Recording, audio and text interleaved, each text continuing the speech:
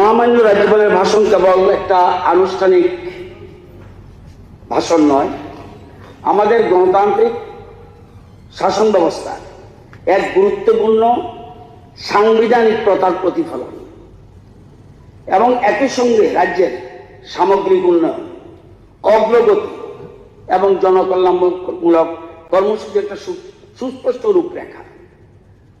মহামান্য রাজ্যপালের ভাষণের মাধ্যমে রাজ্য সরকারের বিগত দিনের যে সাফল্য, চলমান উন্নয়ন কার্যক্রম এবং আগামী অগ্রযাত্রা যে সুদূর প্রসারী দৃষ্টিভঙ্গি এই ঐতিহ্যবাহী বিধানসভার অধিবেশনের সামনে তুলে ধরা হয়েছে, তা নিঃসন্দেহে সমগ্র রাজ্যবাসীর আশা আকাঙ্ক্ষারই প্রতিফলন। মাননীয় অধ্যক্ষ মহোদয়, বহুদিন পর, আমি যদিও 33 বছর ধরে বিধানসভা আছি, বহুদিন পর এই ধরনের ভাষণ আমি শুনেছি। এছাড়া আরো গুরুত্বপূর্ণ, আমাদের রাজ্যের স্বীকৃত ভাষায় উনি বক্তব্য রেখেছেন। অতীতে কিন্তু আমরা এরকমের ফুল প্লেটের দেখিনি। এই জন্য অবশ্যই উনি ধন্যবাদ জানাতে হয়। রাজ্যপালের ভাষণে রাজ্যের সার্বিক উন্নয়ন, সামাজিক অবস্থা এবং অর্থনৈতিক অগ্রগতি এবং জনকল্যাণের প্রতি সরকারের যে দৃষ্টিভঙ্গি, ডক্টর মানিক শাহের নেতৃত্বে যে সরকার চলছে এবং সে সরকারের যে অঙ্গীকার অত্যন্ত সুস্পষ্টভাবে প্রতিফলিত হয়েছে। এই ভাষণ আমাদের সামনে উন্নততর ত্রিপুরা গড়ার লক্ষ্যে এমন এক উন্নয়নমুখী ভবিষ্যতের দিশা দেখায়, যেখানে ত্রিপুরা আরো সমৃদ্ধ, আরো আত্মনির্ভর এবং আরো অগ্রসর রাজ্য হিসেবে প্রতিষ্ঠিত হবে। স্যার, প্রতিটি ক্ষেত্রেই রাজ্য সরকার যে লক্ষ্য নিয়ে নিষ্ঠা ও দায়বদ্ধতার সঙ্গে কাজ করতে হচ্ছে, তারই একটা সার্বিক চিত্র মহামান্য রাজ্যপালের ভাষণে প্রতিফলিত হয়েছে। আপনি দেখবেন, বইটা দেখলে দেখবেন স্যার, এরকম ভাবে কখনো কোন মহামান্য রাজ্যপাল অতীতে করেছে কেন, শ্রদ্ধা জানিয়ে বলছি, আমার মনে হয় না। যেভাবে জনজাতি, তফসিলি জাতি, ওবিসি, মাইনরিটি, দিব্যাঙ্গ, মহিলা, শিশু, কন্যা সন্তান, কৃষক, শ্রমিক, যুবক, মহিলা, খেলোয়াড়, শিল্পী, সাংবাদিক, সবচেয়ে বড় কথা অন্তিম ব্যক্তি, অন্তোদয়ের কথা যেভাবে তুলে ধরেছেন, সত্যি এক কথায় সার্বিক চিত্র প্রকাশ পেয়েছে। অনেকে বলতে পারে, কোথায় জনজাতিদের কথা, কোথায় এসসিদের কথা? স্যার, জনজাতিদের কথা রয়েছে প্যারা 100, প্যারা 101, প্যারা 102, প্যারা 103, প্যারা 104, 139 এবং 88 প্যারাতে। তফসিল জাতির কথা আমি সুবিধার জন্য বলে দিচ্ছি, তফসিল জাতিদের কথা রয়েছে 105, 106, 107, 108 প্যারাতে। ওবিসিদের কথা রয়েছে 109, 110, 111 প্যারাতে। সংখ্যালঘু মুসলিম, খ্রিস্টান, বৌদ্ধ, শিখ এবং জৈনদের কথা রয়েছে 112, 113, 114 প্যারাতে রয়েছে। দিব্যাঙ্গ, অন্তোদয়, অন্তিম ব্যক্তিদের উন্নয়নের কথা রয়েছে 115তে। সবটা মিলে আমি তো বলছি, আমি 33 বছরে বিধানসভায় দেখিনি সমগ্র সম্প্রদায়ের কথা। সত্যি দীর্ঘ বছর পর রাজ্যের সবটা সাথ, সবটা বিকাশের কথা মহামান্য রাজ্যপাল তুলে ধরেছেন। স্যার, ভাষণের প্রথম পাতায় 2 নম্বর প্যারা এবং 3 নম্বর প্যারা, আর ভাষণের শেষ প্যারা, প্রথম পাতার 2 নম্বর প্যারা এবং 3 নম্বর প্যারা, ভাষণের শেষ পাতা 167 প্যারা, 168 প্যারায় কিভাবে রাজ্য এক ত্রিপুরা, শ্রেষ্ঠ ত্রিপুরা হবে, বিকশিত ত্রিপুরা হবে, তার মূল সুর কিন্তু উনি বেঁধে দিয়েছেন। এবং বিকশিত ত্রিপুরা হতে হলে উনি বুঝিয়ে দিয়েছেন আমাদেরকে, আমরা যারা হাউসে যারা আছি, যে আমাদের কিভাবে চলতে হবে। Coming together, sitting together, thinking together, এই চিন্তা নিয়ে চলতে হবে। পরিষ্কার ভাবে আমরা প্যারাগুলি পড়লেই বুঝতে পারবেন। স্যার, এই মাসের 13 তারিখ মহামান্য রাজ্যপাল ভাষণ দিয়েছেন। তার পরের দিন অর্থাৎ 14 তারিখ আরেকটা অধিবেশন বিধানসভা হয়েছিল। 13 তারিখ করেছেন, মহামান্য রাজ্যপাল ভাষণ দিয়েছেন, 14 তারিখ নেক্সট ডে আরেকটা অধিবেশন এই বিধানসভায় হয়েছে। সেখানে সদস্য কারা ছিল? ত্রিপুরা ইয়ংস্টাররা, স্কুল কলেজের প্রথিত যশা ছাত্রছাত্রীরা, যারা কোনো রাজনীতি করে না, কোনো দলের পক্ষে নয়, তারা এখানে এসেছে। তারা সব মেম্বার্স। আপনি স্পিকার হিসেবে ওই চেয়ারেও ছিলেন। আমার সৌভাগ্য হয়েছে, আমি এখানে এসেছিলাম এবং সেখানে সদস্য তারা ইয়ংস্টাররা, স্কুল কলেজের প্রতিটি ছাত্রছাত্রীরা, যাকে ইউথ পার্লামেন্ট বলে, মোট 37 জন সদস্যা সেখানে বক্তব্য রেখেছেন। ত্রিপুরার টপ ক্লাস স্টুডেন্টস, যারা পলিটিক্সের ঊর্ধ্বে উঠে, এবং সবাই 37 জন 3 মিনিট করে বক্তব্য রেখেছেন। Only 3 minutes allow. আমাদের প্রত্যেকের উচিত ছিল, আমরা বিধানসভা করি, সব যদি ওখানে থাকতো, প্রত্যেকের উচিত ছিল সেই অধিবেশন দেখা এবং সেই অধিবেশনের কথা শোনা। যুবকদের মনের কথা কি? যদিও কেউ দেখেছেন, যেমন আপনি ছিলেন, মাননীয় সদস্য বিরোধী সিনহা ছিলেন, মাননীয় সদস্য গোপাল রায় ছিলেন, মাননীয় মন্ত্রী টিঙ্কু রায় ছিলেন, মাননীয় মন্ত্রী সুধাংশু দাসজিয়া ছিলেন, এবং চিফ হুইপ কল্যাণী সাহা রায় ছিলেন, চিত্তরঞ্জন দেববর্মা সদস্য ছিলেন। সেই অধিবেশনে রাজ্যের যুবক যুবতীরা তারা প্রত্যেকে আগামী দিনে রাজ্যের মানুষের কিভাবে চলা উচিত এবং তারা কি করতে চায় তাদের বক্তব্য উল্লেখ করেছেন। কেউ বলেছেন, আমি এতদিন ভাবলাম কিসের সদস্য হলাম। এখানে যারা যারা আছেন নামগুলি বললাম, তাদের জিজ্ঞাসা করবেন। কেউ বলছেন, কি বলছে, তারা কি করতে চায়, তারা কি হতে চায়। কেউ বলছেন আত্মনির্ভর হতে হবে, কেউ বলছেন জব সিকার নয়, জব ক্রিয়েটর হতে চায়, কেউ বলছেন স্কিল দক্ষ হতে চায়, কেউ বলছেন আর্টিফিশিয়াল ইন্টেলিজেন্সের কথা, কেউ বলছেন যুবকদের সশক্ত করার কথা, কেউ বলছেন ইনোভেটিভ হতে হবে, কেউ বলছেন স্টার্ট আপের কথা, কেউ বলছেন টেকনোলজির কথা, কেউ বলছে এন্টারপ্রেনারশিপের কথা, কেউ বলছেন যুবকরাই করবে বিকশিত ভারত, কেউ বলছে সোলার এনার্জি, কেউ বলছে ম্যানুফ্যাকচার হতে হবে, কেউ বলছে ইতিবাচক হও, নেতিবাচক নয়, কেউ বলছে মেক ইন ইন্ডিয়ার কথা, কেউ বলছে আমরা পড়েছি ব্রিটিশ শাসনের কথা, বইতে পড়েছি, আমরা পড়েছি ইমার্জেন্সির কথা, আমরা ভাগ্যবান, আমরা আজ দেখছি আজাদি কা অমৃতকাল। সারা বিধানসভা সেখানে ছিল, ভর্তি ছিল, দর্শক আসলে সাইলেন্ট। বলছে আমরা দেখেছি ব্রিটিশ রুল, বই পড়েছি, দেখেছি আমরা ব্রিটিশ রুলের দেখেছি, ইমার্জেন্সি দেখেছি, এবং সেখানে এই যে জিনিসগুলি রাজ্যের আজকে তারা এই জায়গা থেকে তারা ব্রিটিশ শাসনের কথা বলছে ইমার্জেন্সির কথা। আমরা ভাগ্যবান, আমরা আজ দেখেছি আজাদি কা অমৃতকাল। আমি যদি আমার 1947 জন্ম না হতো, আমি যদি তাদেরকে বলেছি, আমি যদি তোমাদের সময় জন্ম হতে পারতাম, আজকে যে ডেভেলপড স্টেট, ডেভেলপড কান্ট্রি আজকে, তাহলে আমিও পার্ট অ্যান্ড পার্সেল হতে পারতাম। স্যার, কেউ বলছে ট্যুরিজম হাবের কথা, কেউ বলছে ভারত বর্তমানে young country. It is fact. আমি গেছি, অস্ট্রিয়া গেছিলাম, ওই জার্মানি গেছি, ইতালি গেছি, তারা চিন্তিত, তাদের লক্ষ্যই আজকে পৃথিবী ডমিনেট করছে, মোদিজির নেতৃত্বে ডমিনেট করছে। আসছি তারা আমি সে জায়গায়, তারা সবার মুখে একই জিনিস, গত কয়েক বছরের দেশ এবং রাজ্যের কিভাবে অগ্রগতি হচ্ছে, এই অগ্রগতিতে আমরা দারুণ খুশি। ত্রিপুরাকে এগিয়ে নিয়ে যাওয়ার জন্য বিকশিত ভারত গড়ার কাজে আমরা সহযোগী হব। বলছে আমরা যোদ্ধা হব।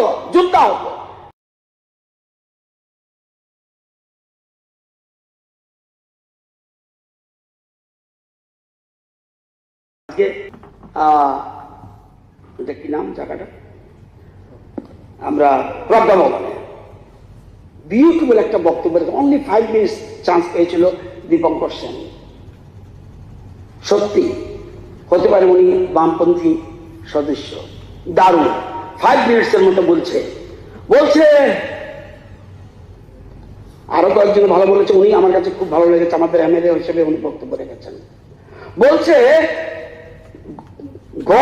কারা ঘর পেল, কারা রাস্তা পেল, রাস্তা হবে, ঘর হবে, জল হবে, কিন্তু আমরা কতজনকে খেলোয়াড় বানাতে পেরেছি, আমরা কতজনকে বিজ্ঞানী বানাতে পেরেছি, আমরা কতজনকে আমরা নতুন করে কিছু বানাতে পেরেছি, সেটা দেখতে হবে। কতজন খেলোয়াড় হলো, কতজন বিজ্ঞানী বানালাম।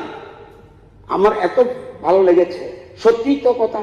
আমরা শুধু রাস্তাঘাট করলে হবে না, রাস্তাঘাট part of the development of the part. Sir, আমি একটা তথ্য দেখেছি, আমাদের স্পোর্টস মিনিস্টার এখানে আছেন স্যার। 3 বছরের রেকর্ড যদি দেখি, 3 বছরে আমাদের রাজ্য 68 গোল্ড পেয়েছে খেলোয়াড়া শুধু। আমরা খেলোয়াড় বানিয়েছি, ডাক্তার বানিয়েছি, ইঞ্জিনিয়ার বানিয়েছি, নৃত্যশিল্পী বানিয়েছি, সঙ্গীত শিল্পী বানিয়েছি, চিত্রশিল্পী বানিয়েছি, ভাস্কর্য শিল্পী বানিয়েছি, খুদে বিজ্ঞানী বানিয়েছি, একজনই বানিয়েছি। বলতে পারেন এরা কারা? আমার ত্রিপুরার ছেলে মেয়েরা। স্যার, টোটাল এই 3 বছরে 199টা মেডেল। জানেন, গোল্ড 68, সিলভার 69 এবং ব্রোঞ্জ 62টা, টোটাল 199। ঠিক আছে, গোল্ড পেতে পারে, ব্রাজিল পেতে পারে। আমরা জানেন শ্রীপর্ণা দেবনাথ জিমনাস্টিক তৈরি করেছি। সে কি করেছে? গোল্ড মেডেলিস্ট 24-25-এ। আমরা খেলোয়াড় তৈরি করেছি, জিমনাস্ট বানিয়েছি। শ্রিয়াংশী রায় জিমনাস্ট, তার বাড়ি হলো আগরতলা, শ্রীপর্ণার বাড়ি এডিনগর। আগরতলা আরেকটা মেয়ে নর্থ গেটের আশিয়া দাস, দাওয়াতে সে আজকে দাবারও বানিয়েছি। আমরা আরেকটা দাস চিত্তরঞ্জন বাড়ি বনমালীপুরে, তাকে দাবারও বানিয়েছি। পারভেজ ভুইয়া মতিনগর সুনামগড়, তাকে আমরা ফুটবলার বানিয়েছি। মনীষচন্দ্র মুরাসি ক্রিকেটার বানিয়েছি এবং সে 100টা রঞ্জি ট্রফি খেলেছে এবং 23-24-এ she is the best allrounder in India. আমাদের ত্রিপুরা থেকে হয়েছে, সেটা বুঝতে হবে। আমরা খেলোয়াড় বানিয়েছি। স্যার, রিকশন দা বর্মা জুডুতে আমরা জুডু বানিয়েছি। আমরা রিকশন দা বর্মা, তানিয়া দাস, স্বামী চাকমা জুডু বানিয়েছি। উমা বেগম, তাকেও সেও জুডুতে।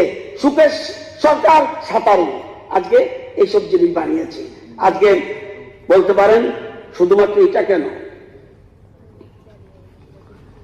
7.5 বছরে কতজন ইঞ্জিনিয়ার বানিয়েছি? 10,000 দর্জন ইঞ্জিনিয়ার। আইনজীবী বানিয়েছে কজন? 131 জন, 113 জন। এবার শুনুন, আত্মনির্ভর কাকে বলে? ট্রিপল আইটি কাদের সময় হয়েছে? আমাদের সরকারের সময়। জানেন এই ট্রিপল আইটি থেকে পাশ করে কত টাকা বেতন পাচ্ছে? 1,15,00,000 মাসে, প্রায় 1,15,00,000, প্রায় 10 লক্ষ টাকা মাসে। কোথায় কাজ করছে? আমাজন, বার্লিন, এই ট্রিপল আইটি। আজকে ত্রিপুরার ছেলে ঋত্বিক সরকার 45 লাখ। 45 লাখ হলে কত হবে? প্রায় 4 লক্ষ। ব্রাঞ্চ ইন্টারন্যাশনাল বিদেশি ব্যাংকে কাজ করছে। অঞ্জু 46,444, অর্থাৎ আমাজনে কাজ করছে 46,04,000। অংশু 60 লক্ষ, প্রায় 5 লক্ষ মাসে। আজকে এরকম ভাবে আমরা ইঞ্জিনিয়ার, ডাক্তার, ইঞ্জিনিয়ার বানিয়েছি। চলতে পারেন আর কি বানিয়েছেন? এমবিবিএস ডাক্তার বানিয়েছি 1,422 জন। পিজি ডাক্তার বানিয়েছি 375 জন। এমবিবিএস আসন ছিল 200, এখন হচ্ছে 300। পিজিএম ডিএমএস আসন ছিল 30, এখন হচ্ছে 113। বলতে পারেন শুধু ডাক্তার ইঞ্জিনিয়ার তো হয়, কজন সঙ্গীত শিল্পী বানিয়েছেন, কজন চিত্রশিল্পী বানিয়েছেন। আপনারা জানেন হিন্দুস্তানি শাস্ত্রীয় কণ্ঠসঙ্গীত দীপম দে কোয়াই প্রফেশনাল ভোকাল আর্টিস্ট। হিন্দুস্তানি রাষ্ট্রীয় কণ্ঠসঙ্গীত Shreya Sarkar Agartala professional vocal artist. Tabla বাদক Sayan Roy professional tabla artist. Kailashahar school চালাচ্ছে রবীন্দ্রসঙ্গীতে বৈশাখী পাল প্রফেশনাল রবীন্দ্রসঙ্গীত সিঙ্গার। নৃত্যশিল্পী জয়দীপ মালাকার নৃত্য 2 জন ধরে প্রফেশনাল ড্যান্সার। শ্রী প্রীতম দাস নৃত্যশিল্পী বানিয়েছি। আমরা রবীন্দ্রসঙ্গীতে আরো সঙ্গীত আসেন আগরতলা বাড়ি, শ্রীমতী অনামিকা সিং কুয়াই বাড়ি বিদেশে গিয়েও নাম করেছে। আমরা নৃত্যশিল্পী বানিয়েছি, সঙ্গীত শিল্পী বানিয়েছি এবং হিন্দি শাস্ত্রীয় কণ্ঠসঙ্গীত বানিয়েছি। শুধু এটা নয়, কেন বলছি এক ভারত শ্রেষ্ঠ ভারত, কেন বলছি এক ত্রিপুরা শ্রেষ্ঠ ত্রিপুরা? সর্বাঙ্গীন উন্নতি না হলে শুধু রাস্তাঘাট দিলে হবে না। রাস্তাঘাটের কথা পরে আসছি। আমি ভাস্কর্য শিল্পী বানিয়েছি, ন্যাশনাল অ্যাওয়ার্ড পেয়েছে সোমন দেবনাথ, লক্ষ্মীবাড়ি রোড। চিত্রশিল্পী গোপাল রায় বামুকিয়া বাড়ি KN ফেলোশিপ অ্যাওয়ার্ড পেয়েছে এবং বিড়লা একাডেমি অ্যাওয়ার্ড পেয়েছে। চিত্রশিল্পী বানিয়েছি। আমরা ভাস্কর্য শিল্পী বানিয়েছি, উদয়পুরে শ্যামাপ্রসাদ ভট্টাচার্য ভাস্কর্য শিল্পী বানিয়েছি। চিত্রশিল্পী বানিয়েছি তপতি ভৌমিক মজুমদার, জলেশ্বর আগরতলা ললিত অ্যাওয়ার্ড পেয়েছে। পার্থবণিক চিত্রশিল্পী মেলাগড় সুনামরা, ললিতকলা মেলাগড় সুনামরা বাড়ি ললিতকলা একাডেমি স্কলারশিপ পেয়েছে। আজকে এই জিনিসগুলি বুঝতে হবে কিভাবে সরকার, এই যে বলছি সবকা সাথ সবকা বিকাশ, এটা একটা পার্ট। আপনারা জানেন খুদে বিজ্ঞানী বানিয়েছি। আমি দেবঙ্কর বাবুর কথাটা আমার কানে বিচ্ছিল, 5 মিনিট বক্তব্য লেগেছে, এত বিউটিফুল বক্তব্য, আমি এত সুন্দর করে বলতে পারবো না। 5 মিনিটের মধ্যে বুঝিয়ে দিয়েছে ত্রিপুরা কি হওয়া উচিত, ত্রিপুরা কিরকম হওয়া উচিত। সেটা দেখেই আমি বলছি ত্রিপুরা কিভাবে চলছে। শ্রীমতী মধুরিমা দাস 2024-এ জাপানে গেছে, জানেন, খুদে বিজ্ঞানী। তার কাজটা কি ছিল? National cooling structure for fruit and vegetables preservation, খুদে বিজ্ঞানী বানিয়েছি। শকিল শাহ 2024 সেও টেম্পারেচার কন্ট্রোল PPE কিট সে বানিয়েছে। মাল্টি ফাংশনিং ক্যাচেট জাপানে গেছে রাজেশ দেবনাথ। আজকে এই ধরনের আমরা খুদে বিজ্ঞানী বানিয়েছি। শুধু এটা নয়, Rupa Das energy shutdown system for home, বিজ্ঞানী, খুদে বিজ্ঞানী কিভাবে হচ্ছে। আমার মাথায় একটা টুপি আছে, টুপি বানিয়েছে শেখের কোটি একটা ভদ্রলোক। মাথার টুপি দিলে কৃষি কাজ করবেন তো, আপনি আমি সোলার ফিটিং করে দিয়েছে, হাওয়া চলবে, আপনার মাথা গরম হবে না। যারা যারা মাথা গরম হয় তারা আমার থেকে নেবেন, কোনো অসুবিধা নাই, সেগুলি দিচ্ছে আমাদের রাজ্যের বিজ্ঞানীরা। সুতরাং এই যে দীপানিতা দেব ডিকম্পোজিং প্লাস্টিক এর নোবেল টেকনিক, সেটা গৌরবনাথ স্মার্ট হেলমেট সে বানিয়েছে। সৈকত রায় চৌধুরী। আজকে এই জিনিসগুলি আপনাদের বুঝতে হবে। এবং আপনারা জানেন ত্রিপুরার ছেলেমেয়েরা আজকে কোন জায়গায় গেছে। শুধু এটা নয়, এগ্রিকালচারিস্ট বানিয়েছি, একটু থাকেন, অ্যাগ্রোনমিস্ট বানিয়েছি। এই যে বানিয়েছি, আমাদের ত্রিপুরার ছেলেমেয়েরা আবিষ্কার করেছে। এতদিন শুনতাম ত্রিপুরাতে পেঁয়াজ হয় না, আমার কৃষি কলেজের ছেলেমেয়েরা বলছে ত্রিপুরা খারিফ রবি মৌসুমে পেঁয়াজের চাষ হয়, এটা রাজ্যের কৃষি বিজ্ঞানী আবিষ্কার করেছে। I am feeling proud. আজকে প্রচুর জায়গায় পেঁয়াজের ডিমান্ড। আজকে ফরেস্টের মিলেট টাউন, যেটা বলি টাউন, এর জন্য ত্রিপুরা উত্তম জায়গা। কে আবিষ্কার করেছে? Tripura agriculture college. বেবিকর্ন চাষের প্র্যাকটিস এর মান নির্ধারণ কে করবে? বাজারজাত করার ব্যবস্থা কে করেছে? Tripura agriculture college. আমাদের এখানে সেগুলি হচ্ছে। আত্মনির্ভরের কথা বলছি, আত্মনির্ভর কিভাবে করে আমি শুধু ছোট্ট দুটা উদাহরণ দিলে বলতে পারবেন। এই যে সেলফ হেল্প গ্রুপ বামাদের আমলে ছিল, কটা গ্রুপ ছিল? গ্রুপ ছিল 4160টা। সংখ্যা কত ছিল? 39,941। আমাদের পিরিয়ডে কত? 54,627টা গ্রুপ। সংখ্যা কত? 4,89,415। বলতে পারেন এটা তো করেছেন, পয়সা কি দিয়েছেন? এগুলো তোরা জেনে নেই।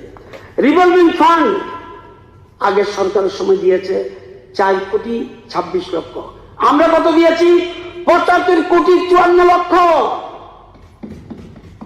কমিউনিটি ইনভেস্টমেন্ট ফান্ড, কালকে ফাইন্যান্স মিনিস্টার বক্তব্য রাখছিল। কমিউনিটি ইনভেস্টমেন্ট ফান্ড কাজের সময় তো কত দিয়েছেন? 27,55,00,000। আমরা দিয়েছি কত? 687,59,00,000। এমনি এমনি 1,08,000 দিদি সাফল্য লাখপতি দিদি হয় না। আজকে বুঝতে চাইবেন, আগে সরকারের সময় ব্যাংক থেকে কত লোন পাইয়ে দিয়েছিলেন? 4,96,00,000। আমাদের সময় কত লোন পাইয়ে দিয়েছে 7 বছরে? 1,896 কোটি।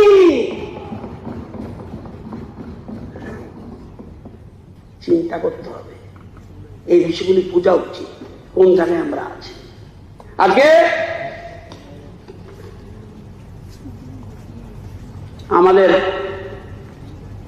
আমাদের সিস্টেমটা কি চেয়েছি আমরা ইন্ডিয়াতে? 2047 বিকশিত ভারত, বিউটিফুল। সাধারণত ত্রিপুরা চাইছে, এর আগে আমরা বিকশিত ত্রিপুরা করার জন্য টার্গেটটা কি? আমরা চাইছি মাথা পিছু গড় আয়। আপনাদের সময় কত ছিল? 1,04,000 টাকা। আমাদের মাথা পিছু কত গড় আয় প্রেজেন্ট? 1,98,000 টাকা। আমাদের 2030 আমাদের প্ল্যান কি? 3,70,000 টাকা মাথা পিছু। 47 কত টার্গেট? 19,86,000 টাকা। যারা বাঁচবেন দেখে যাবেন। এবার না, আমাদের এই যে করতে হলে গড় আয়ু বাড়াতে হবে। গড় আয় করলে কেবল হবে না, গড় আয়ু। আমাদের যে মানুষের গড় আয়ু বর্তমানে কত? 74। 30 আমরা কত করতে চাই? 80। 2047 কত করতে চাই? 84। মানুষকে বাঁচিয়ে রাখতে হবে।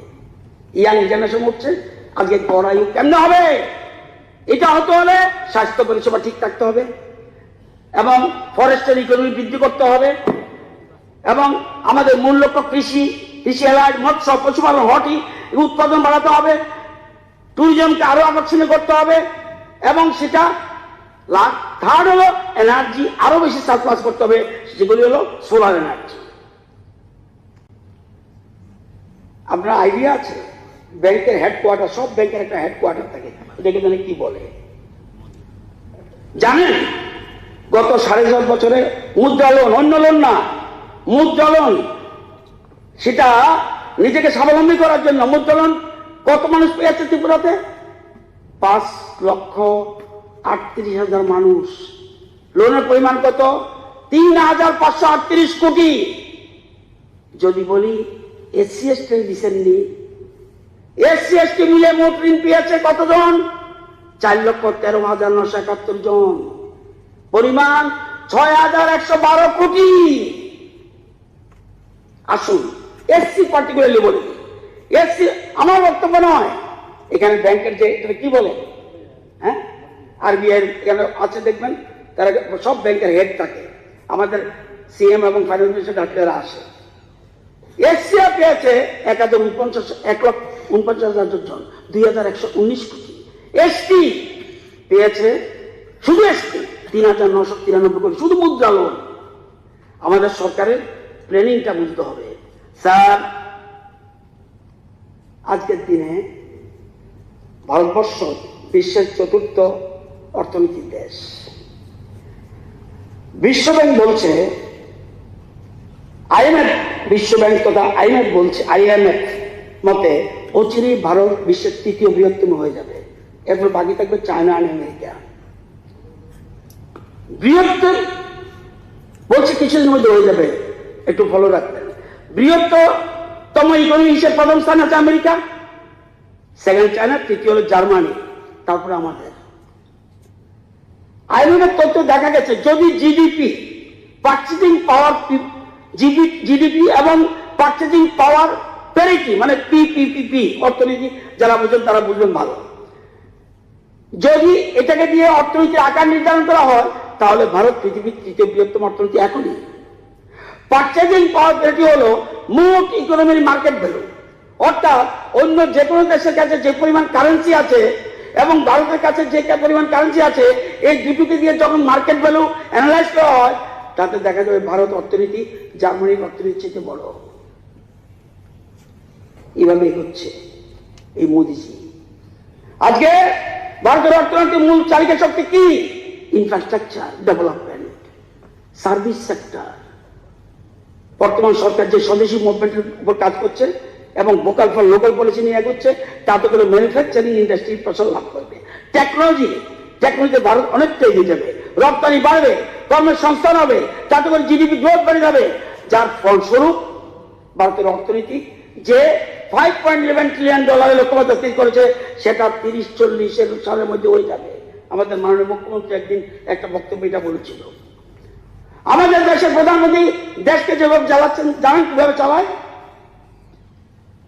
রাজনীতি এবং কূটনীতির ভাষায় বলে soft and hard power diplomacy. অর্থাৎ একদিকে সারা পৃথিবী আমার বন্ধু, অর্থাৎ বসুধৈব কুটুম্বকম, আমাদের সংস্কৃতি, আমাদের সাহিত্য, শিল্পকলা এগুলিকে বিশ্বের দরবারে তুলে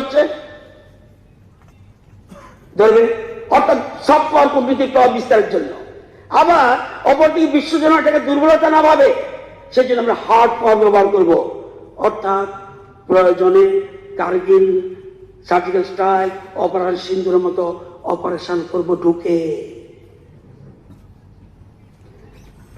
2014 সালে ইউনাইটেড নেশন জেনারেল অ্যাসেম্বলিতে 21 জুন তারিখকে আন্তর্জাতিক যোগ দিবস হিসেবে ঘোষণা করা হয়েছে। এটা আমাদের কূটনৈতিক সফলতা। আজকে সমস্ত বিশ্ববাসী যোগকে গ্রহণ করেছে। আমাদের কালচার, আমাদের কৃষ্টি, আমাদের সংস্কৃতি বিশ্বের দরবারে ভারতের গ্রহণযোগ্যতা বেড়েছে। এটা আমাদের প্রধানমন্ত্রী নরেন্দ্র মোদীর রাজনৈতিক ও কূটনৈতিক দৃষ্টিভঙ্গি এবং পরিপক্কতার জন্য। নতুবা পৃথিবী হাজার হাজার বছর ধরে যোগা ছিল, ব্যর্থ ছিল। তো আজকে আত্মনির্ভর ভারতের সবচেয়ে বড় প্রমাণ হলো হেভি উইপেনারিজ, যার জন্য ভারতবর্ষ সবসময় অন্যের উপর নির্ভর করতে হয়েছে। আর অন্য দেশগুলিও আমাদের দুর্বলতার সুযোগ নিয়ে আমাদেরকে ব্ল্যাকমেলিং করতো। আজকে BrahMos, air to air missile, Akash open system, service to air missile, স্বদেশী প্রযুক্তির মাধ্যমে ভারত নিজে তৈরি করছে। শুধু তৈরি করছে না, পৃথিবীর অনেক দেশের কাছে ভারত রপ্তানি করছে। এতে করে শক্তিশালী রাষ্ট্র হিসেবে বিশ্বের দরবারে ভারতের গ্রহণযোগ্যতা বেড়েছে। আগে MiG, Sukhoi, Rafale, supersonic cruise missile এগুলি বাইরে থেকে আসতো। এখন আমরা নিজেরা তৈরি করছি Tejas, light combat aircraft, Akash air defence system, artillery guns, drone, ইন্ডিয়ার ওন জিপিএস সিস্টেম। আপনারা তো এসব বুঝেন, আমি তো ব্যাকডেটেড লোক। Indian own GPS system, that is NAVIC, India's indigenous satellite navigation system. আমরা এখন কম খরচে কস্ট এফেক্টিভ স্যাটেলাইট লঞ্চ করি। অন্যান্য দেশগুলো আমাদের কাছে বলছে আমাদেরকে তৈরি করে দিন না অল্প খরচে, অন্য দেশ বেশি খরচে করে, আমরা অল্প খরচে এই কস্ট এফেক্টিভ স্যাটেলাইট তৈরি করে দেওয়ার জন্য অনুরোধ করছে। বর্তমানে second largest mobile phone manufacturer India, বাইরে কিনতে হয় না। ডিফেন্স এক্সপোর্ট আগে হতো, এই যে ডিফেন্সের জিনিস আগে আমরা আনতাম, এরপরে আমরা 1900 এক্সপোর্ট, আগে ডিফেন্স এক্সপোর্ট আগে হতো 1900 কোটি বছরে, এখন হচ্ছে 21,000 কোটি। কোথায় 1900, এখন 21,000 কোটি। 90টির মতো দেশ আমাদের থেকে নিচ্ছে সব সমরাস্ত্র।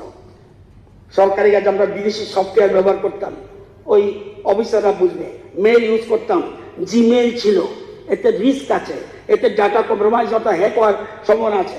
এখন আমরা নিজস্ব জো ইউজ করছি, এটা বুঝতে হবে। চন্দ্রায়ন সফলতা ভারতকে পৃথিবীর দরবারে এক বিশেষ সম্মানের জায়গায় নিয়ে গেছে। পৃথিবীতে ছোট বড় মিলে 200-র উপর দেশ আছে, তার মধ্যে ভারত একমাত্র দেশ যাদের দক্ষিণ মেরুতে চন্দ্রযানের সফট ল্যান্ডিং করতে পেরেছে, পৃথিবীর কোনো দেশ পারেনি।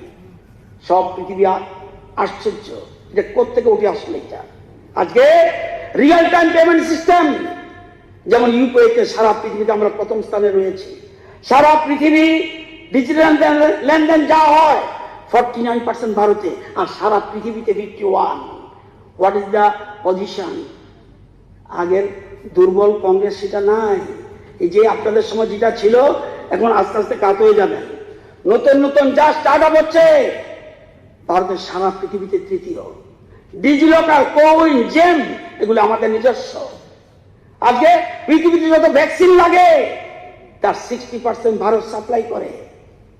চিন্তা করতে পারেন? I am feeling proud, I am staying in India. আজকে ভারতকে বলা হয় pharmacy of the world. Modiji এখন ভারতকে পৃথিবীর শস্য ভান্ডার করতে চাইছে। পৃথিবীর সবচেয়ে বেশি দুধ উৎপাদন করে ভারত। চাল উৎপাদন আমরা ছিলাম দ্বিতীয়, বর্তমানে আমরা পৃথিবীতে নাম্বার 1।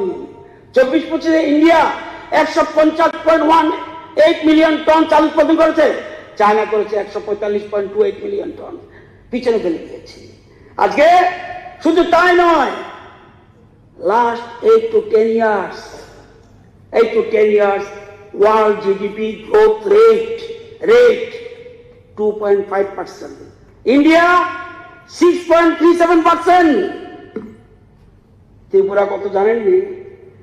10.5%। আমরা under the leadership of doctor Manik Saha আমরা কাজ করছি এখানে। জিডিপি গ্রোথ রেট আজকে এই যে জিনিসগুলি, ভারতবর্ষ এখন বিশ্বের দ্বিতীয় বৃহত্তম 5G ব্যবহারকারী দেশ। 6G চালু করার জন্য চেষ্টা করা হচ্ছে। আর্টিফিশিয়াল ইন্টেলিজেন্স এবং ম্যানুফ্যাকচারিং ক্ষেত্রে বিশ্বের বহু দেশকে পিছনে ফেলে দিয়ে চলছে ভারতবর্ষ। সমগ্র দেশের জল সরবরাহ, জল নিষ্কাশনে বিশ্বমানের প্রযুক্তি ব্যবহার করা হচ্ছে। ভারতমালা একটা প্রজেক্ট আছে, গোটা দেশে সড়ক নির্মাণ, পরিবহন ব্যবস্থা উন্নয়ন চলছে অকল্পনীয় গতিতে। কৃষি ব্যবস্থা, কৃষি নির্ভর জীবনের উন্নয়নে অবিরাম কাজ করে চলছে। ন্যাশনাল সোলার মিশন প্রকল্পে সৌরশক্তি নির্ভর প্রযুক্তিকে উন্নয়নমূলক কাজে ব্যবহার করা হচ্ছে। স্মার্ট সিটি মিশনের অধীনে 100টি শহরকে সার্বিকভাবে উন্নততর সমৃদ্ধ করে তোলার কাজ চলছে। এর মধ্যে আমাদের আগরতলা শহরও রয়েছে। অর্গানাইজ সেক্টরে কর্মসংস্থানের ক্ষেত্রে বিগত 10-12 বছরে ব্যাপক উন্নতি হয়েছে। WPR বা ওয়ার্কার পপুলেশন রেশিও এখন অতীতের রেকর্ড ছাপিয়ে 53.2%। বেকার সমস্যা সমাধানের ক্ষেত্রে ভারত কেন্দ্রীয় সরকার উল্লেখযোগ্য সফল করেছে। 17-18 সালে বেকারত্ব ছিল 6.1%, এখন সেটা কমে আসছে 4.7%। হিউম্যান ডেভেলপমেন্ট ইন্ডেক্স উল্লেখযোগ্য উন্নতি সাধিত হয়েছে। 15 সালে আমাদের দেশের হিউম্যান ডেভেলপমেন্ট ইন্ডেক্স ছিল 0.609, 25 সালে সেটা হচ্ছে 0.685। এটা অবশ্যই আমাদের একটা গুরুত্বপূর্ণ অর্জন। আজকে দেশের সাক্ষরতার হার ছিল 11 সালে 72.98%, আজকে 22 80.9%। এইসবের মধ্যে দেশের বেশ কিছু রাজ্য 100% সাক্ষরতার গৌরব অর্জন করেছে, আমাদের ত্রিপুরা রাজ্য এর মধ্যে একটা। আজকে বীরজিৎ বাবুর একটা রেফারেন্স এনেছিল, ওইটাতে অ্যালাউ করা যায় না, কিন্তু আমি বলে দিচ্ছি উত্তর পূর্বাঞ্চলের উন্নয়ন যেহেতু বলছে উনি, সংযোগ ব্যবস্থা, অর্থনীতি এবং সমাজ উন্নয়নের উপর গুরুত্ব দিয়ে একটি ভিশন এর অধীনে উত্তর পূর্বাঞ্চলকে উন্নয়ন করছে। 2014 সাল থেকে উত্তর পূর্বাঞ্চলের রেলওয়ে উন্নয়নের জন্য 62,477 কোটি টাকা বরাদ্দ হয়েছে। গত 7 বছরে 271 কিলোমিটার তুলাবাড়ি টু সাবরুম, সবটা ব্লক হয়েছে ত্রিপুরায়। উদয়পুর সাবরুম 70 কিলোমিটার, এই রেল লাইনটা হয়েছে এই সময়। তাই না, কবে আসবে ট্রেন? এই ট্রেন কয়টারে? না বলতে পারো অ্যাডভান্স, আমরা অ্যাডভান্স 271 কিলোমিটার পুরোটা ইলেকট্রিফাইড করে রেখেছি। এই যে গতি বলছি, এটাকে বলে গতি। আজকে আইজল শহরকে জাতীয় রেল নেটওয়ার্কের সাথে যুক্ত করেছে। বর্তমান এই অঞ্চলে প্রায় 77,000 কোটি টাকা রেল প্রকল্প বাস্তবায়নের কাজ চলছে। জুলাই 2025 পর্যন্ত উত্তর পূর্বাঞ্চলে প্রায় 16,207 কিলোমিটার জাতীয় সড়ক হয়েছে। ত্রিপুরা আগে ছিল 199 কিলোমিটার, এখন 923 কিলোমিটার। শুধু এটা নয়, পিএমজিএসএর প্রকল্পাধীন গ্রামীণ সংযোগ উন্নত করতে 16,469টি সড়ক প্রকল্প 80,933 কিলোমিটার করেছে। আর ত্রিপুরা 2,108টা সেতু সম্পন্ন হয়েছে নর্থ ইস্টে।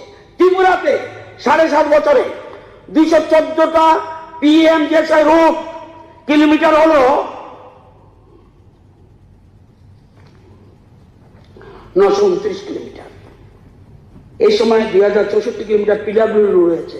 এই সময় 65টি বেইলি ব্রিজ হয়েছে, বেইলি ব্রিজ সরিয়ে আরসিসি ব্রিজ করেছে। কাঠের ব্রিজ ত্রিপুরাতে আছে মাত্র 2টা, সেটিও কাজ চলছে। কোথায়? কৈলাসহর গোকুলপুর রোড, আরেকটা রায়পাশা আমবাসা ব্লকের অধীনে কাজ চলছে।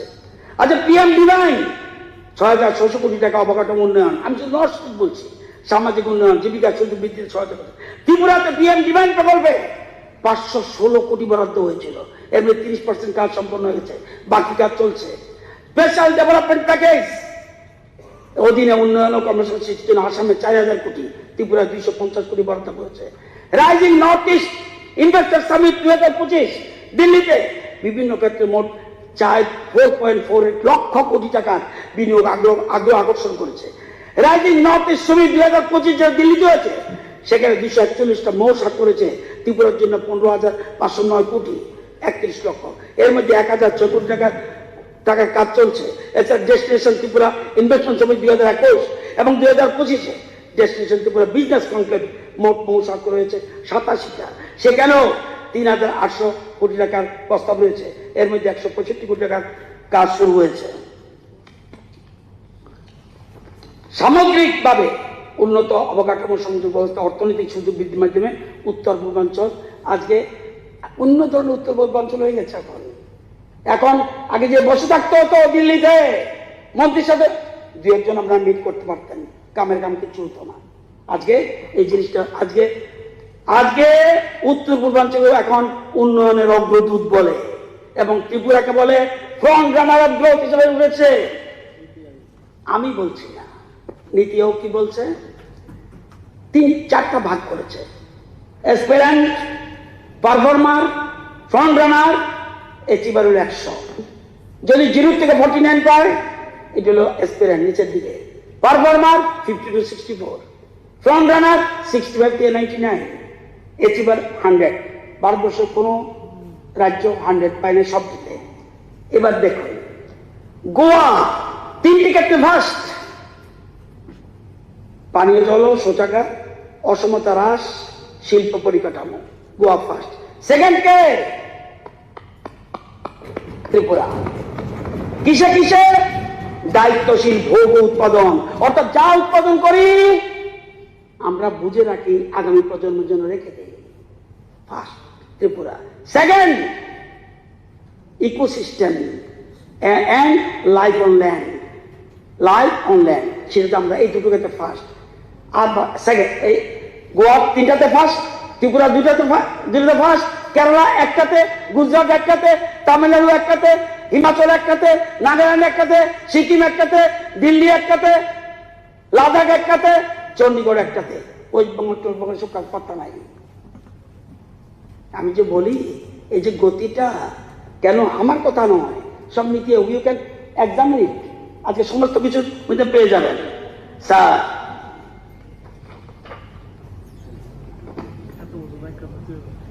ভারতে বর্তমানে ব্যাংকিং পেমেন্ট লেনদেনের 95% এর বেশি ডিজিটাল মাধ্যমে সম্পন্ন হচ্ছে। ত্রিপুরাতে খবর তো রাখেন না, ডিজিটালে সরকারি পর্যায়ে, বেসরকারি তথ্য আমার কাছে নাই, আমি করতে পারতাম না, 50,60,723টা ডিজিটাল লেনদেন হয়েছে।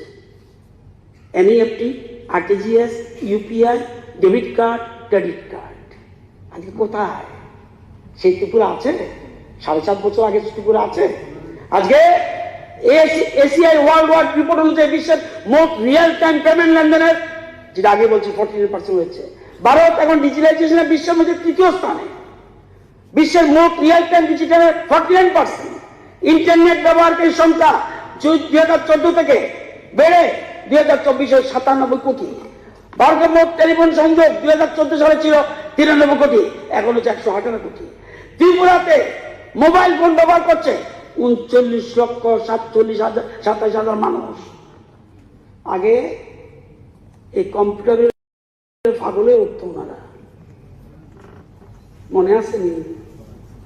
আজকে তাদের প্রত্যেকের কিন্তু মোবাইল আছে। আজকে ত্রিপুরাতে মোবাইল ফোন ব্যবহার করছে 39,07,000 মানুষ। ত্রিপুরার ইন্ডিয়াতে ব্রডব্যান্ড সংযোগ 2014 সালে মার্চের আগে ছিল 6.1 crore, আগস্ট মাসে 24-এ বেড়ে দাঁড়িয়েছে 94 কোটি। 25-26-এ ত্রিপুরায় আপ টু 12-3, মানে এদিন যেদিন বিধানসভা এর আগের দিন, 1 বছরে ত্রিপুরাতে ব্রডব্যান্ড ব্যবহার করেছে 23,67,000 মানুষ। আমার মতো লোক না। ওই যে বলছি 14 তারিখ বিধানসভা অধিবেশন হচ্ছিল, এইসব ছেলে মেয়েরা, যুবকরা এখন ব্যাগ যে কিছু আলাপ শুনো না। আমি আগেই তার আপনার সামনেই তো ওদের কাছে ক্ষমা চেয়ে নিয়েছি, আমি বিদায়, তোমাদের মতো এরকম হতে পারিনি আমরা। আজকে এগুলি বুঝতে হবে। আজকে মোট 6,44,131টি গ্রামের মধ্যে 6,15,000 গ্রামে 24 সালের ডিসেম্বর 4G মোবাইল সংযোগ পৌঁছেছে। ভারত নেট 2.18 লাখের বেশি গ্রাম পঞ্চায়েত সংযুক্ত করেছে অল ইন্ডিয়া। ত্রিপুরাতে ভারত নেটের সাথে যুক্ত হয়েছে কটা গ্রাম পঞ্চায়েত? 720টি GPNDC out of 1193। IMF UPI কে বিশ্বের বৃহত্তম রিয়েল টাইম খুচরো পেমেন্ট ব্যবস্থা স্বীকৃতি দিয়েছে। রিয়েল টাইম লেনদেনে ভারত প্রথম স্থানে রয়েছে, second position Brazil, third Thailand, fourth চীন। দেশগুলি পরবর্তী শীর্ষ অবস্থানে বলছে। এসব দেখে কি বলছে জানেন? ট্রাম্পকে বলছে, প্রকাশ্য ঘোষণা, ভারতকে থামান, না হলে তারা বিশ্ব শাসন করবে। ভারতকে থামান, নাহলে তারা বিশ্ব শাসন করবে।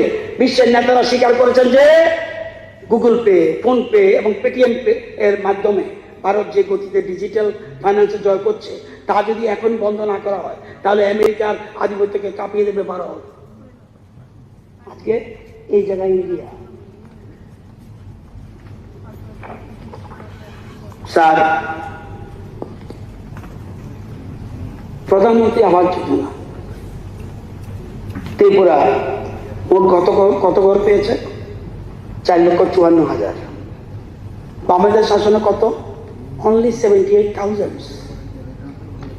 4,54,000 ঘর। বামেদের টোটাল পিরিয়ডে 78,000। আরো 2.5 লক্ষ আইতাছে। কারো মাঠ থাকবে না। একবার দুটো পাবে যদি পরিবার ভাগ হয়, আমরা বলবেন এইবারে দুটা কেড়ে এত চুলো আলাদা, আমি কি করুন? আজকে সিপিএম এর কথা কয়ে লাভ নেই ভাই, তোমরা এসব সিপিএম করতে যাও না। সিপিএম এর অবস্থা হলো 10 টাকা কয়েনের মতো। গভর্নমেন্ট বাতিল করেনি, পাবলিক বাতিল করে দিচ্ছে। পাবলিক নিতে চায় না, 10 টাকা কয়েনের মতো। স্যার, 24 লক্ষ মানুষ ফ্রি মাথা পিছু 5 কেজি করে চাল পাচ্ছে। 3% বাড়িতে পাইপলাইন ছিল। আরে যেটা ভালো এটা, আমিও যদিও ডাইরেক্ট সিপিএম করি নাই, এসএফ ছিল শুধু, এসএফআই নাই, তখন আপনাদের অনেকের জন্ম হয়েছে না। হ্যাঁ, এসএফ গেল, কারণ ওখানে তখন ছাত্র সংগঠন ছিল না। এসব বুঝি, যেটা আসলটা স্বীকার করবেন। 24 লক্ষ মানুষ 5 কেজি করে ফ্রি চাল পাচ্ছে, সারা দেশে 81 কোটি মানুষ পাচ্ছে। 3% বাড়িতে পাইপলাইন লাইন ছিল, 24,000 বাড়িতে পাইপলাইন, গ্রামের মানুষ। এখন 86% বাড়িতে, আমরা বলি না 100% দিয়েছি। 6,48,000 বাড়িতে রয়েছে কত? 7,50,000 মোট বাড়ি। আজকে আয়ুষ্মান কার্ড 16,37,198টি বেনিফিট পেয়েছে। 5,23,197 জন সরকারের টাকা গেছে এই আয়ুষ্মানের জন্য, 277 কোটি। 138টা সরকারি হাসপাতাল, 9টা বেসরকারি হাসপাতাল এমপ্লয় করা আছে। মুখ্যমন্ত্রী কেউ যদি বাদ যেতে পারে, আমার জানা মতে আমরা মধ্যে ইন্ডিয়াতে অনলি ওয়ান স্টেট। মুখ্যমন্ত্রী যদি বাদ দিয়ে থাকে, সবে ঢুকাও। 5,83,000 বেনিফিশিয়ারি, 74,000 বেনিফিট পেয়েছে, 74,996 জন। এর জন্য 40 কোটি টাকা সরকারে গেছে। আজকে পিএম কিষাণ ছিল না আগে, 2,85,521 জনকে 931 কোটি 53 টাকা পেয়েছে। চিন্তা করা যায় কৃষকদের হাতে কিরকম টাকা দিচ্ছে। এবং ভারতের প্রধানমন্ত্রী বলছে ভারতের অর্থনীতি শক্তিশালী করতে বিল্ড মোর, প্রডিউস মোর, কানেক্ট মোর, এক্সপোর্ট মোর। এই জন্য ইউরোপিয়ান সব কান্ট্রি বলছে আমরা চুক্তি ফ্রি ট্রেড। আজকে সমস্ত অস্ট্রিয়া যা আছে ইউরোপিয়ান কান্ট্রি, জার্মানি, ইতালি, সব সুইজারল্যান্ড সব একসাথে টেক করে ফেলেছে। আজকে গত 7.5 বছরে রাজ্যের স্বচ্ছ ভারত মিশন প্রকল্পে 5,07,155 বাড়িতে শৌচালয় করা হয়েছে। গত 7 বছরে কৃষক থেকে সহায়ক মূল্যে আমাদের খাদ্য দপ্তর মুখ্যমন্ত্রীর নির্দেশে 2,59,000 মেট্রিক টন ধান কিনেছে। বলছি না সবাই ধান কিনতে হবে পারবে, 519 কোটি টাকা বেশি তারা হাতে গেছে কৃষকদের। আপনি তো কৃষকের জন্য মাঝে মাঝে বলেন, কেন বলেন না এগুলি? আমি দেখি সৎসাহস only I respect him like anything Dipankar Sen, একদম বাস্তবমুখী যা আছে সত্য করে বলে। স্যার আজকে গত 7 বছরে 15,20,335 জন কৃষককে ফসল বীমা যোজনা আনা হয়েছে। আগের সরকার 5 বছরে 23,000 আনছে, আর আমরা কত কইছি একটু আগে মনে আছে নি জানি,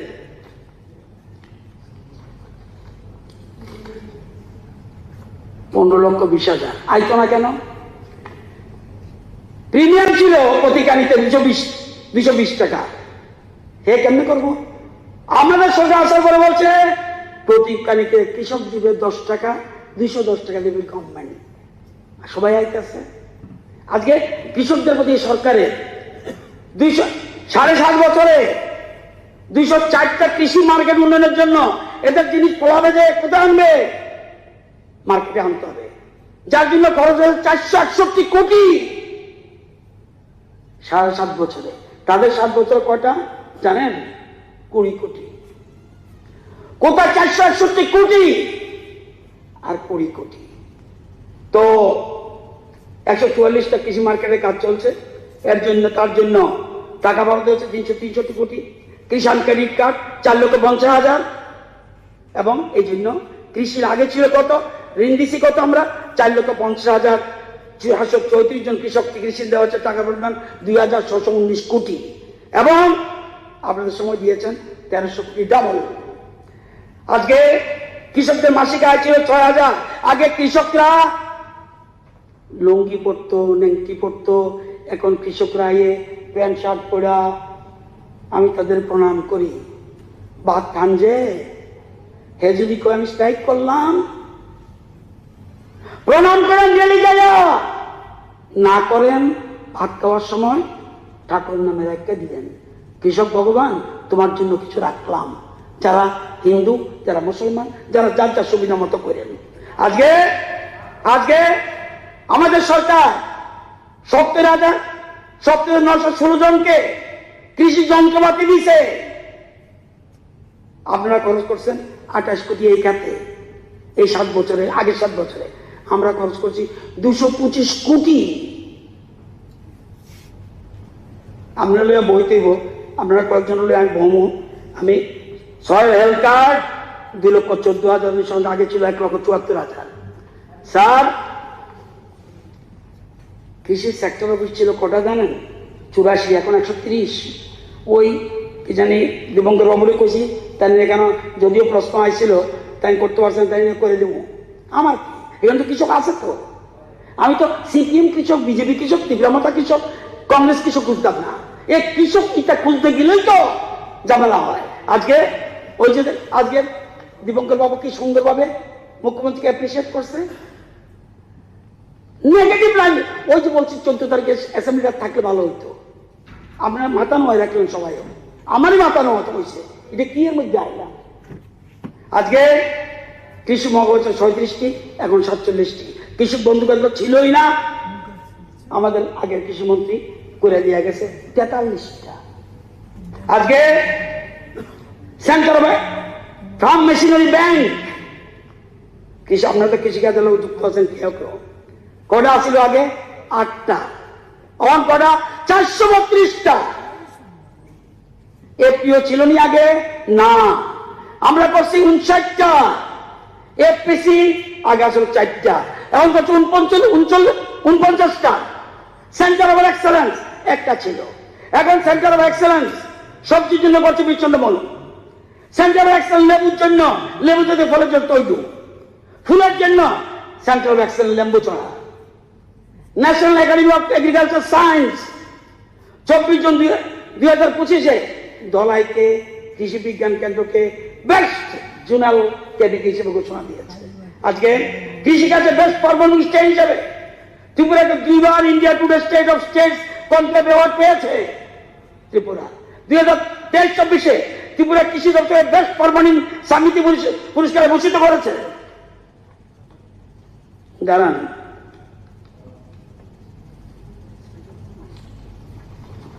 কোনদিন এসব জিনিস বিদেশে পাঠাইছে? কেন কৃষকরা আগে সব মরিচাকে দিয়ে গেছে? কালিকাশা 50 মেট্রিক টন রপ্তানি করছে বাইরে, হলুদ 53 মেট্রিক টন বাইরে রপ্তানি করছে, লেবু 15,000 রপ্তানি করছে, জার্মানি গেছে, জার্মানি অর্গানিক জিনিস লয়ে গেছে, লক্ষণ রিয়াং জম্পু জলার এই আমরা লয়ে গেছে, দেখে তো সব দৌড়ে আইছে। ত্রিপুরার আদা কোথায়? ত্রিপুরা কি কয় আদারে কি কয় ইংরেজিতে? জিঞ্জার নেই, এদের ভাষা তো ইংরেজি কয় না, তারা অন্য স্টাইলে কয়, বুঝা নিতে হয়। সেখানে এসে বলছে যে জানেন ওয়ার্ল্ডের মধ্যে কোনদিন এগুলি বানান না তো, ত্রিপুরাকে জানাইছে। এই 18 পর থেকে মানুষ ত্রিপুরাকে চিনতে পারছে। আজকে জানা জানে আমাদের জিঞ্জারের মতো এত পার্সেন্টেজ অয়েল কারণ আজকে সেজন্য অর্ডার পাচ্ছে।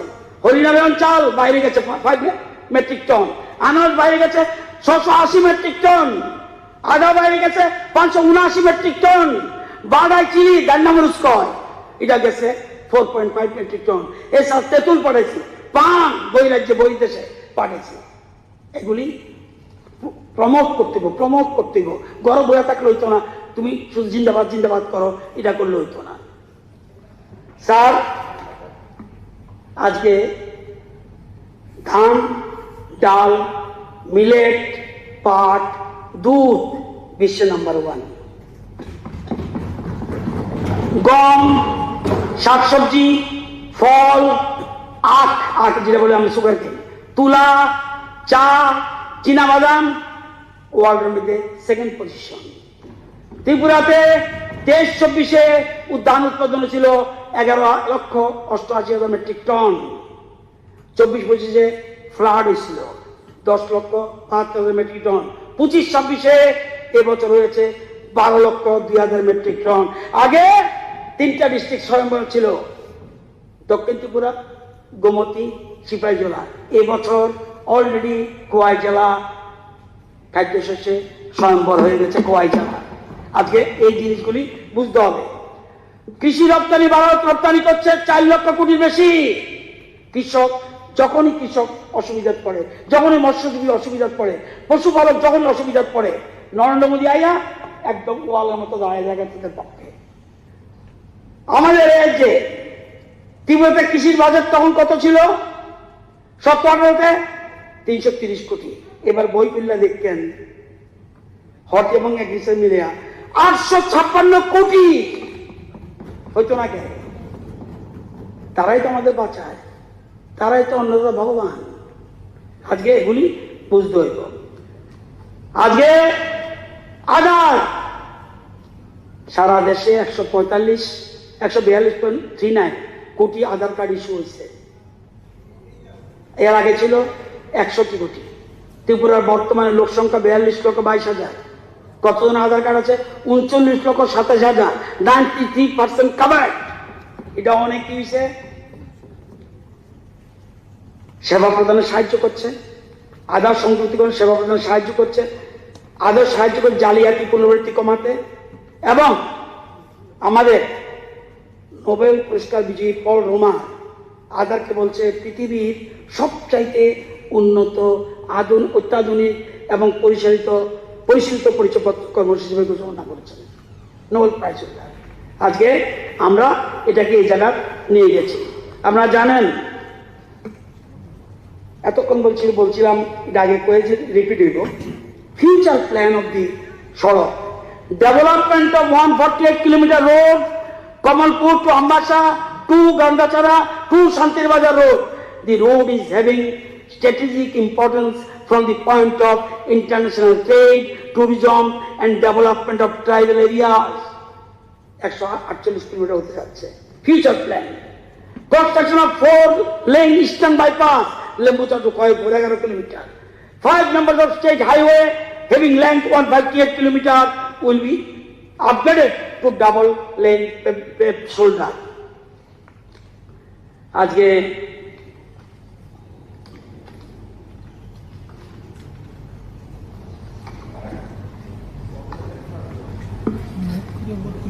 একটা জিনিস আপনাদের বলি,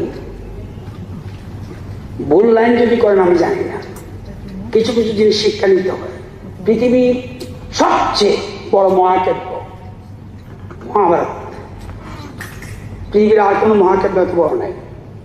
বলছে আপনি যতই শক্তিশালী হন না কেন, অধর্মের পথে থাকলে আপনার গান, অস্ত্র, শক্তি এবং আশীর্বাদগুলি সমস্তই নিষ্ফল হয়ে যাবে। উদাহরণ কর্ণ। আরেকটা বলছে যে গানের অপব্যবহার করে নিজেকে ধ্বংস করে এবং সকলের অমঙ্গল করে, উদাহরণ অশ্বত্থামা। কখনই কাউকে এমন প্রতিশ্রুতি দেবেন না। বিউটিফুল। আমিও মাঝে মধ্যে অনেক সময় প্রতিশ্রুতি দিই, কিন্তু আমি দেখলাম একটু আগে লাঞ্চের সময় দেখলাম চিফ মিনিস্টার একটা কথা কইছে, যেগুলো আমি কইতাম না, কইছে না আমি মিথ্যা প্রতিশ্রুতি দেবো না। বলছে কখনো কাউকে এমন প্রতিশ্রুতি দেবেন না যাতে আপনাকে অন্যের কাছে আত্মসমর্পণ করতে হয়। উদাহরণ ভীষ্ম। সম্পত্তি, ক্ষমতা, অপকর্মের অপব্যবহার বলে ধ্বংস হতে হয়। উদাহরণ দুর্যোধন। ব্যক্তির ক্ষমতা, অন্ধপুত্র স্নেহ তাকে ধ্বংসের দিকে দিয়ে যায়। উদাহরণ ধৃতরাষ্ট্র। যদি ব্যক্তি জ্ঞানের দ্বারা আবদ্ধ থাকে তবে বিজয় অবশ্যই পাওয়া যায়। উদাহরণ অর্জুন। প্রতিটি কাজে কৌশল, জালিয়াতি, ঠাট্টা যেটা আপনাদের মধ্যে কেউ কেউ করে, সর্বদা সফল হতে পারবেন না। উদাহরণ শকুনি। আপনি যদি আমি এদিকে করতেছি, আমি কি করতাম, আপনি যদি নীতি, ধর্ম, কর্ম সফলভাবে অনুসরণ করে তো বিশ্বের কোনো শক্তি নাই আপনাকে পরাস্ত করতে পারে। উদাহরণ যুধিষ্ঠির। আর বর্তমান যুগে মোদিজি। এটাকে বুঝতে হবে। আর একটা জিনিস বলে দিই, কেউ কোনো সময় দেশের সাথে, রাজ্যের সাথে, সমাজের সাথে বেইমানি করেন না। পালে পাইছেন, না পাইলে নাই।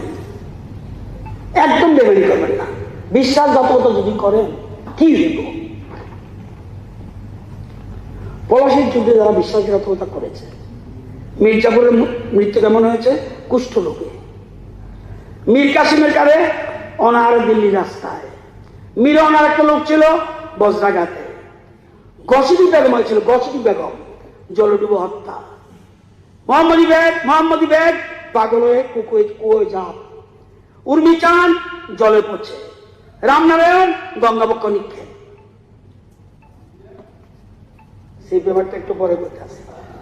আমি কইছি যে যারা দেশের সাথে ইদানিং তারা চেঞ্জ হচ্ছে, ইদানিং তারা এখন সরকারের প্রতিনিধি সুন্দরভাবে প্লেস করছে, অনেকটা কিছু কিছু করছে। স্যার আজকে 26/2/2026 তারিখে 26/2/2026 নীতি আয়োগের অধীনে অটল ইনোভেশন মিশন পরিচালিত হয়। এবং আমরা গর্ব হইতো না, এই ছেলে মেয়েগুলি ওই কনফারেন্স অধিবেশনে বলছে ত্রিপুরা দেশের মধ্যে প্রথম রাজ্য যেখানে স্টেট ইনোভেশন মিশন চালু করে দেশের মধ্যে। এবং এই উদ্যোগটি রাজ্যের কেলে করছে দীর্ঘমেয়াদী উন্নয়ন কাঠামোর মধ্যে উদ্ভাবন এবং এন্টারপ্রেনারশিপ অন্তর্ভুক্ত করার ক্ষেত্রে একটি গুরুত্বপূর্ণ পদক্ষেপ নেবে।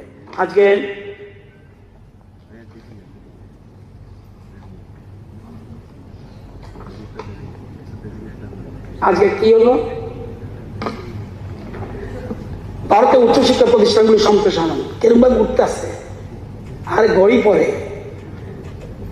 আমি তো কইছি এদিকে যিনি অপোজিশন লিডার উনি বেশি সময় দেব, চিফ মিনিস্টার পরেই ওনার সময় বেশি দেব। অধ্যক্ষ মধ্যে আপনি লক্ষ্য রাখেন, এটা ভালো হোক না। ভারতের উচ্চশিক্ষা প্রতিষ্ঠানগুলি সম্প্রসারণ 2025 সালে কইয়া দাঁড়াইছে 70,018টি প্রতিষ্ঠান, বিশ্ববিদ্যালয়। মোদিজি আসার আগে ছিল 760, এখন হচ্ছে 1338।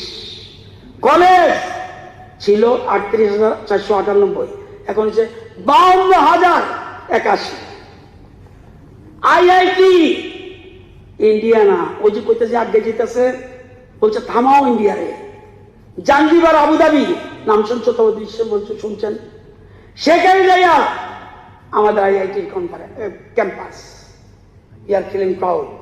আজকে গ্লোবাল ইনোভেশন ইন্ডেক্সে 14 সালে ছিল 76, এখন 24-এ 39। কিউএস ওয়ার্ল্ড র্যাঙ্কিং ভারতীয় বিশ্ববিদ্যালয় 54 উন্নীত হয়েছে, 25 সালে এটা বাইরে গিয়া 46, 15 সালে ছিল 13। ন্যাশনাল ফরেন্সিক সায়েন্স ইউনিভার্সিটি জানেন ইন্ডিয়া ছাড়া কোথাও নাই যে। এই ইউনিভার্সিটি বিশ্বের একমাত্র বিশ্ববিদ্যালয় যা সম্পূর্ণভাবে ফরেন্সিক বিজ্ঞান এবং সংশ্লিষ্ট বিষয়ে নিবেদিত। উগান্ডার জিঞ্জায় অবস্থিত এনএফএসইউ ক্যাম্পাস হলো ভারতের জাতীয় ফরেন্সিক বিজ্ঞান, এবং ভারতে 5-6টার মধ্যে ত্রিপুরাতে একটা। আজকে গতিশক্তি বিশ্ববিদ্যালয়, এটাকে বলে গতিশক্তি বিশ্ববিদ্যালয়, ভারতের প্রথম বিশ্ববিদ্যালয় যা পরিবহন, লজিস্টিক্স এবং অবকাঠামো শিক্ষা গবেষণার জন্য নিবেদিত। আজকে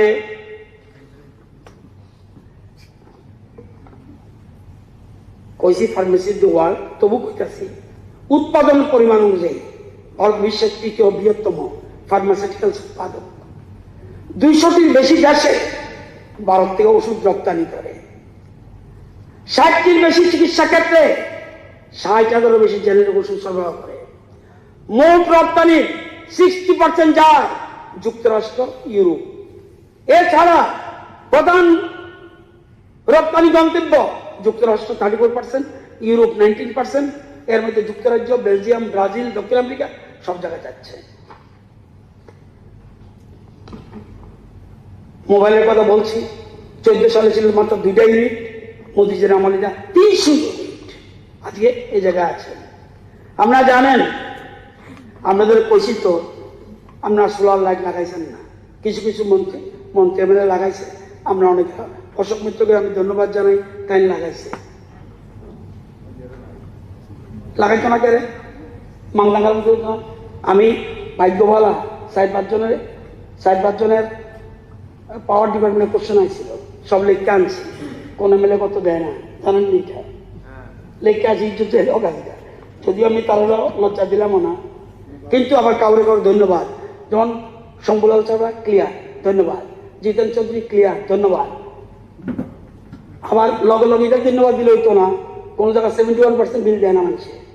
এই লেগে আমি শুধু এমএলএ হয়েছি শুধুমাত্র বিধানসভা আহ্বানের লেগে। আপনার পার্ট অফ দি গভর্নমেন্ট, নিজের দূরে রাখবেন কেন? মুখ্যমন্ত্রী আমি কোলে নিতে চাই। আজকে এই জিনিসগুলি লক্ষ্য রাখেন। আমরা জানেন বায়ু শক্তিতে ওয়ার্ল্ডে 4র্থ স্থান, নবায়নযোগ্য শক্তি স্থাপিত ক্ষমতা বিশ্বের 4র্থ স্থান ইন্ডিয়া, বিশ্বের 3য় বৃহত্তম সৌরবিদ্যুৎ উৎপাদক ভারত 1,08,494 গিগাওয়াট সৌরবিদ্যুৎ উৎপাদন করেছে।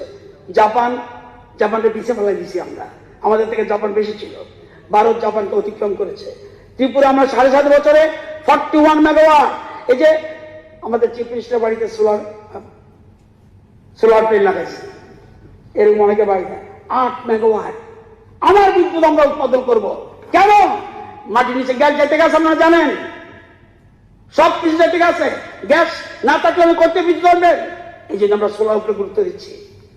ভারত এখন অধিকাংশ সৌর সরঞ্জাম দেশে উৎপাদন করছে। ওমকারেশ্বর ফ্লোটিং সোলার পার্ক মধ্যপ্রদেশে এশিয়ার বৃহত্তম ভাসমান সৌর প্রকল্পগুলি একটি, ক্ষমতা 600 মেগাওয়াট। আজকে আমি আপনাদেরকে বলবো যে একটা কথা বলে, সবচেয়ে বেস্ট পারফরমেন্স আমার কথা না, এই যে বয়সটা বেস্ট পারফরমেন্স হইব কে করছে? A massive study in America has found that the most productive age in a man's life is 60 to 70, from 70 to 80. বলছে in a man's life is 60 to 70, from 70 to 80 is second most productive age. Third most productive age is 50 to 60. The average age is the average age of Nobel Prize winner 62. The average age of CEO big company in a Fortune 500 company is 63. The average age of the pastors of the 100 biggest churches in America is 71. The average age is 76. God has designed that the best years of your life are 60 to 80. It is when you do your best work. A study published in NEJM found that at 60 you reach your peak of potential and continue up to 80. So, if you are between 60 to 70 and 70 to 80, you have the best and second best years of your life with you. মনে রাখবেন আজকে তো new England journal of medicine সেটা refer করলাম so all senior citizens need not worry about age at all, be happy, dedicated to all senior citizens. আমি আপনাদের বলবো সত্যি শুধু বক্তব্যের জন্য বক্তব্য নয়, আমি এত সুন্দর ভাষণ আপনারা পুরাণ বইগুলি ভাষণ দেখেন সবকে শ্রদ্ধা করবে, তারা তো গভর্নর রাজ্য সরকারে লিখে দেয় বলে দেয় তারা সেভাবে তৈরি উনি ওনার পছন্দ মতো চেঞ্জও করে, কিন্তু এত সুন্দর ভাষণ সবকে নিয়ে যে সবকা সাথ সবকা বিকাশের স্লোগান, এটা আমরা কাদের উপকার করি? আমাদের মেইন টার্গেটকে বলছে আপনাদের সম্বন্ধে বলি কিছু নষ্ট করেন না। ধ্বংসবাদী সংস্কারক জগৎ কোনো উপকারই করতে পারে না। কোনো কিছু একবার ভেঙো না, একবার ধূলিসাৎ করো না, বরং গঠন করো। যদি না পারো সাহায্য করো, যদি না পারো হাত গুটিয়ে চুপ করে দাঁড়িয়ে থাকো, যেমন চাচে চলতে দাও। যদি সাহায্য না করতে পারো অনিষ্ট করো না, চুপচাপ বসে থাকেন না বাড়িতে। ভালো লাগে না বিজেপিকে? ছেড়ে দিন, চুপচাপ বসুন। আমার কথা নয়, স্বামীজি এবং শুধু এটা নয়, ওই যে বলছে প্রথম সেন্টেন্সে বইয়ের প্রথম দ্বিতীয় প্যারাতে আছে দেখবেন, আমাদের মিশন হচ্ছে কি? এক মিনিট দেখেন আমরা কিভাবে কাজ করি। ওই যে কই গেল, ওই যে আমরা অন্তিম ব্যক্তির ডেভেলপমেন্ট করি যে দীনদয়াল উপাধ্যায়, পণ্ডিত দীনদয়াল উপাধ্যায় বলছে আমাদের কাজ অন্তিম ব্যক্তির জন্য। কার কি হবে আমরা জানি না, তাকে খুব সুন্দর স্বামীজি বলছে আমাদের মিশন হচ্ছে অনাথ দরিদ্র চাষাভুষা অন্তিম ব্যক্তির জন্য। আগে তাদের জন্য যদি কাজ করার সময় থাকে তাহলে অন্যরা লেখা করো।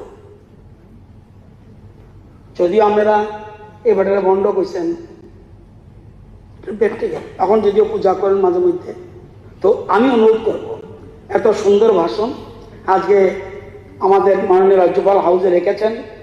আমি আপনাদেরকে বলবো কি পেয়েছেন আর কি পান নাই এটা বড় কথা নয়, নিজের চেষ্টা কি অর্জন করতে পেরেছেন সেটা বড় কথা। আজকে কমিউনিস্টের কথা বলছেন, কমিউনিস্টের কথা বলতে গিয়ে আপনারা জানেন যে আজকে কোন জায়গায় বিশ্ব যেখানে সমাজতন্ত্র চাই উন্নয়নের পথে আসছে সেখানে সিপিএম এখনো পুরনো বই ঘাটছে। কমিউনিজম এমন কেবল ইতিহাসের বইয়ের পড়ার বিষয়, কিন্তু সিপিএম এখনো সেই ব্যর্থ মতবাদ আঁকড়ে বসে আছে। সিপিএম পশ্চিমবঙ্গে রেড জোন বানিয়েছিল, ব্যবসার চাকরিও দিল, সব কিছু দলাবাদি জ্বালিয়ে দিয়েছিল। বামপন্থীরা এতটাই প্রগতিশীল যে জনগণ তাদের ধীরে ধীরে ইতিহাস বানিয়ে দিচ্ছে। Even China has moved beyond communism, but India is still stuck in outdated ideology. CPM criticizes capitalism, but use iPhones, foreign brands, and enjoy elite privileges. What kind of communism is this? তো আজকে চীন Russia সমর্থন ছেড়েছে, আপনারা আগের জায়গায় যাচ্ছেন। আমি আপনাদেরকে বলবো, এই যেগুলি অ্যামেন্ডমেন্ট এনেছেন, ঠিক আছে এনেছেন, আমাদের চোখে পড়ে। আমার দপ্তরেও হর্টিকালচারে একটা, এগ্রিকালচারে 2টা এবং পাওয়ার 2টা এনেছেন, দেখেছি আমি। এগুলি করার জন্য করেন, কোনো আপত্তি নেই, মন্ত্রীদের নজরে নেওয়ার জন্য ভালো। কিন্তু এখনো বলছি, আমার মনে আছে বিজেপি আসার আগে এর যে লাস্ট বিধানসভা অধিবেশন, আজকে 2জন সাক্ষী, বিরজিৎ বাবু আর গোপাল বাবু, ওইখানে আমি বসেছিলাম। তখনকার মুখ্যমন্ত্রীকে বলছিলাম, সাবধান হয়ে যান, একটা ছোট্ট বাচ্চার জন্ম নিয়েছে, এ কিন্তু বড় হচ্ছে ধীরে ধীরে।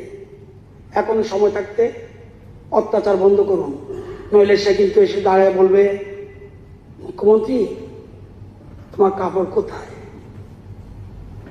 সুতরাং আজকের এই অধিবেশনে সবাইকে বলবো গঠনমূলক। আমি আপনারা বললে এই এরকম অধিবেশন একটা সমস্ত মেম্বারদের দেখার সুযোগ করে দিন অ্যাজ এ অডিয়েন্স। তাহলে এই আমাদের স্পোর্টস ডিপার্টমেন্ট এটা অর্গানাইজ করেছিল। আমি সবাইকে বলবো, আসুন, পারুন। এখন আমাদের পোস্ট এই ডাবল ইঞ্জিনের প্লাস, ডাবল ইঞ্জিন না থাকলে পারলাম না, কিন্তু কোনো কারণে যদি কংগ্রেস যাইতে কেন কিচ্ছু করতে পারলাম না। সেজন্য ওই কেন থাকতে হবে, এখানেও থাকতে হবে। সুতরাং সবাইকে বলি, আসুন ত্রিপুরাকে এক জায়গায় বিকশিত ত্রিপুরাতে নিয়ে যাই। আপনাদের সকলের সহযোগিতা চাই। আমার বলার ঢং এরকম, কারো ব্যক্তিগত, আর আমি ওই দিন দীপঙ্কর সেনের সেজন্য শ্রদ্ধা করি। 5 মিনিট এত সুন্দর বলতে পারে একটা ভদ্রলোক। আরে বাপরে বাপ, সবাই বলি একসাথে চলি, ওই coming together, sitting together and thinking together, এটাকে নিয়েই চলতে হবে। আমাদের মুখ্যমন্ত্রী দেখলেন না, আওয়াজ চড়া করে করলেও পরে কিন্তু হাসি মুখে সবাই গ্রহণ করছে। It is beauty. সবাইকে অনেক অনেক ধন্যবাদ, সবাইকে নমস্কার।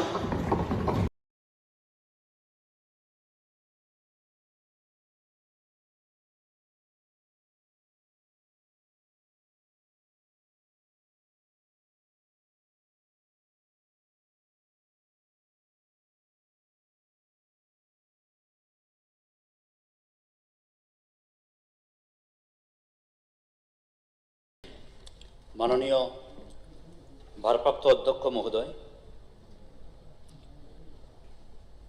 আমাদের